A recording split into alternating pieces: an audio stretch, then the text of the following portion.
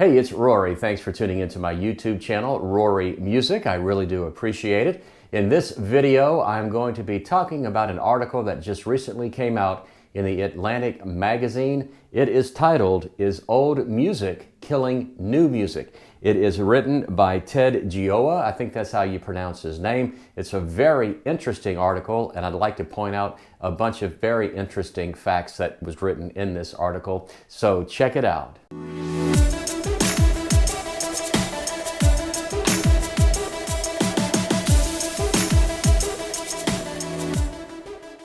So I have the article right here. I'm going to do some reading from it, and I want to start off by the premise of the entire article. This is what he says. Old songs now represent 70% of the United States music market, according to the latest numbers from MRC data, a music analytic firm. 70% of the United States music market is composed of older songs. Those who make a living from new music, especially the endangered species known as the working musician, should look at these figures with fear and trembling. But the news gets worse. The new music market is actually shrinking, and all the growth in the market is coming from old songs. Now, when he says old songs, I am going back to the 1960s and the 1970s. Those are old songs. Going back to the 60s, you're looking at more than 50 years old. The 70s, 50 to 40 years old.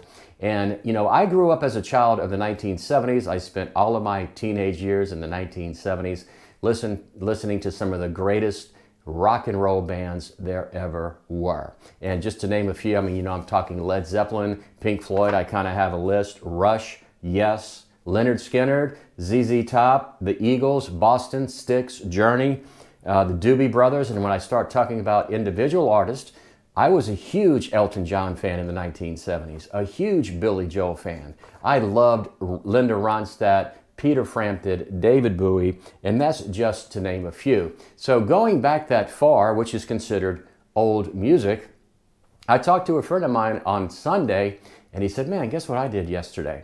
And I said, "I don't know, what'd you do?" He said, "I went to an Elton John concert." It's 2022. Your song came out in 1970. That's 52 years ago. The title of the tour is the Goodbye Yellow Brick Road Tour. Goodbye Yellow Brick Road came out in 1973. That's 49 years ago. And Elton John is still touring. This tour has 300 dates. It's supposed to be his last tour. I guess we're just going to have to wait and find out.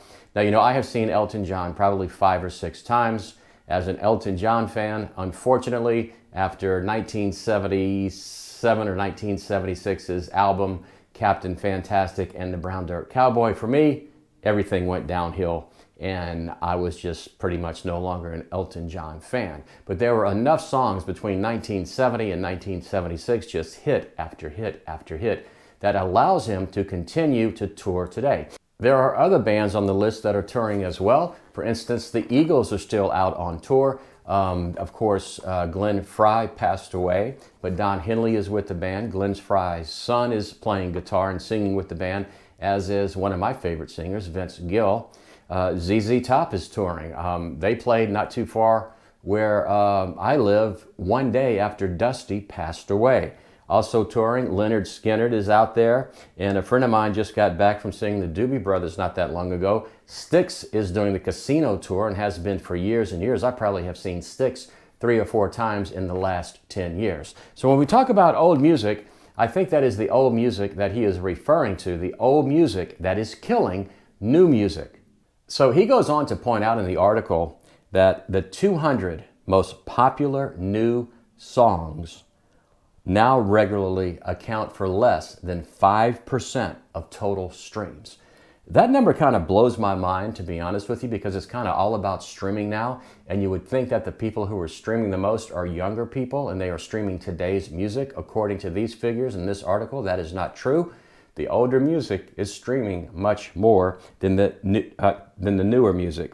And it says the mix of songs actually purchased by consumers is even more tilted toward older music. Vinyl is making a comeback. So if you go into a record store, you see reissues of some of these older albums, and those are the albums, vinyl records that are selling. The most downloaded tracks on iTunes is filled with the names of older bands such as Creedence Clearwater Revival, The Police, David Bowie, and bands like that. And I can kind of see how it's happening. I have a friend of mine who has a couple of grandkids, and we were together not that long ago, and they were listening to music with their headsets on, and I was just interested to see what they were listening to. So I asked, and I figured they were listening to some of today's music. So I asked the son, who's probably about 14, I said, hey, what are you listening to? He said, I'm listening to David Bowie, Spiders from Mars. And it's like, how do you even know about that? You're 14 years old. Then I asked the 13-year-old girl what she was listening to, and she was listening to Madonna. That's right, she was listening to Madonna. And in the 1970s, the late 1970s, I was a disc jockey at a top 40 radio station, and things were done much differently back then. The program director decided what songs would go on the radio, or what records would be played. So they were sent all of these records, and I'd get to see the records before they were even played.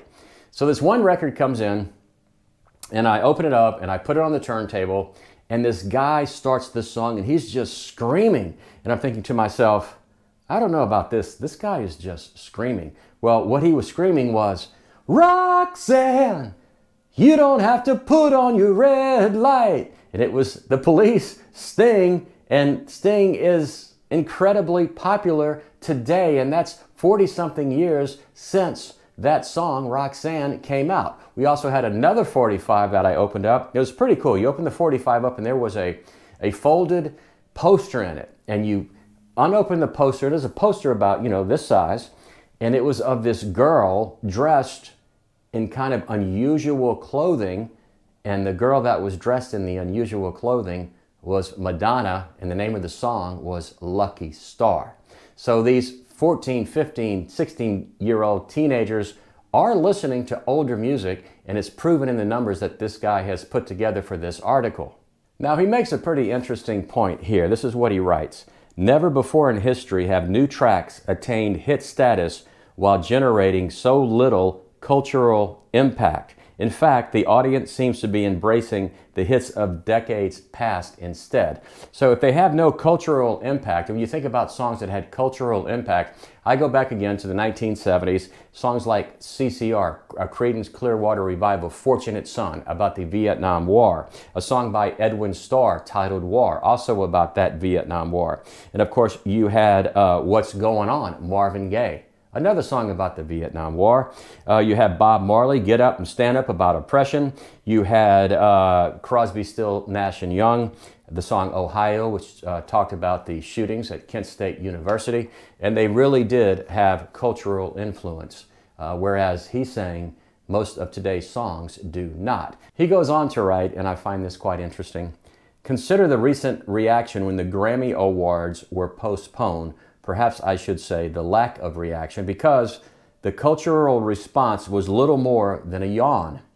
I follow thousands of music professionals on social media, and I didn't encounter a single expression of annoyance or regret that the biggest annual event in new music had been put on hold.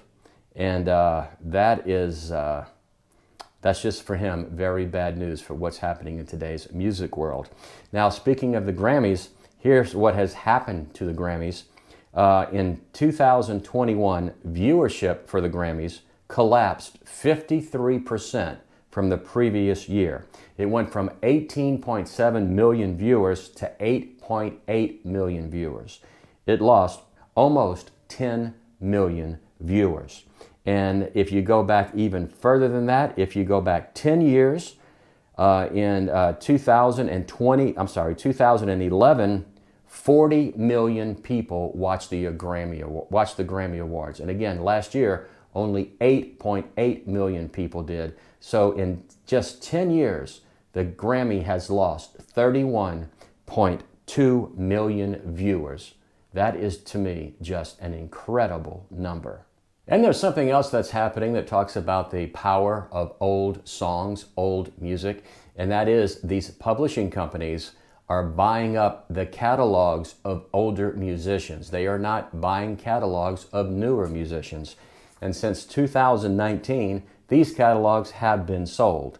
Bob Dylan, The Beach Boys, Neil Young, Bad Company, Stevie Nicks, David Bowie, ZZ Top, America, Paul Simon, Tina Turner, Ray Charles, James Brown, and Mick Fleetwood, and Motley Crue. So the list just goes on and on. They are paying outrageous sums of money for these catalogs because it is still popular. It may not be as popular as it was when it first came out, but it is still very, very popular. Now, the best-selling physical format in music is the vinyl record album, the LP. A lot of the older stuff is being reissued, it's being sold, and of course, used record albums are selling well. Also, there are a couple of companies or businesses where I live that actually make a living off of selling used albums. They do sell some of the used stuff, but most of the stuff they have is used. I go in there every once in a while and I'll pick up a couple albums. I still have a record player, stereo system, and I just like to listen to the vinyl.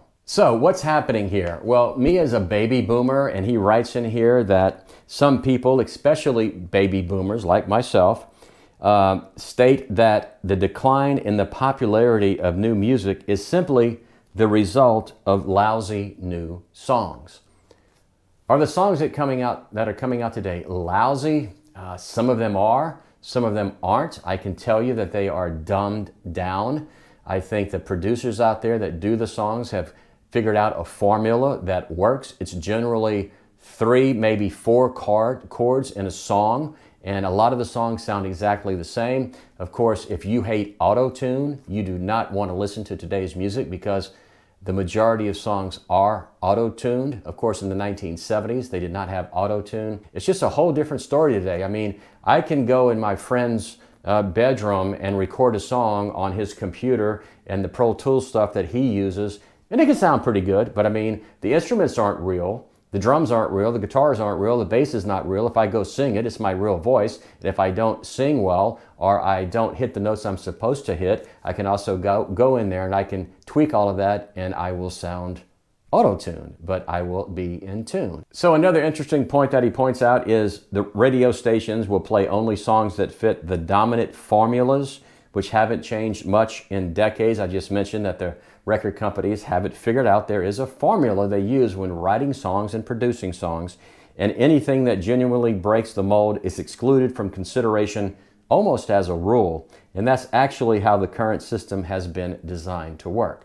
So if you're listening to radio and most of the singers, most of the songs sound the same, there's a reason for that. It's just that the producers are kind of afraid to step out of the box and produce something differently. I mean, if you heard something on the radio today, let's say it was Steely Dan, for instance, from the 1970s, they played some really complicated stuff.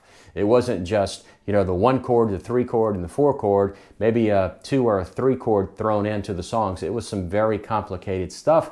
And if that was played on today's radio that these kids had never heard before, they would just kind of go, man, what is that? And they're not going to like it because they're so accustomed to hearing songs that are based on a certain formula. There's one more thing I'd like to point out before I finish, and it is this. He writes that songs can go viral nowadays without the entertainment industry even noticing until it has already happened.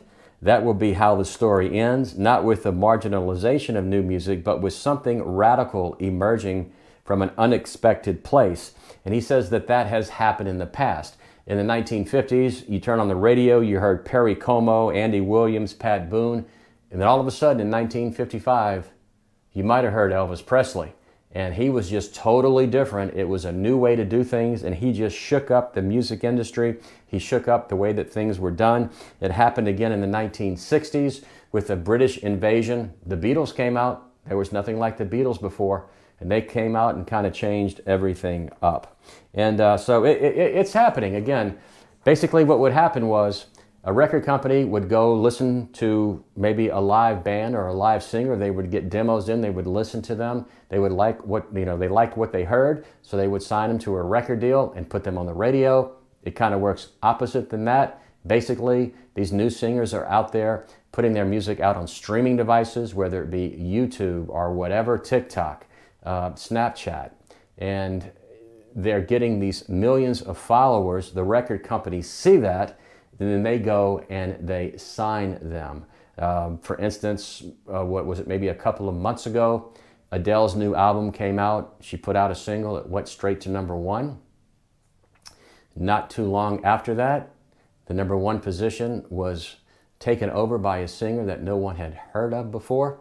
The name of the song is ABCDEFU, a really catchy tune.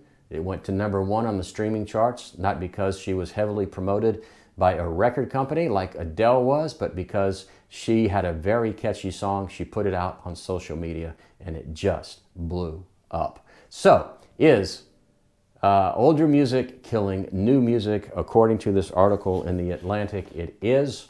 And if you are a new musician out there putting out your music, things really don't look that good for you, because again, on the streaming devices, 95% of what is listened to or streamed is older music. That's all I have for you today. This is Rory. I really do appreciate you tuning into this video. I hope you enjoyed it. I hope you found it informative. If you did, I hope you take the time to like it, subscribe to my channel, and click the notification bell so you'll be notified when I post a new video. As always, rock and roll and peace out.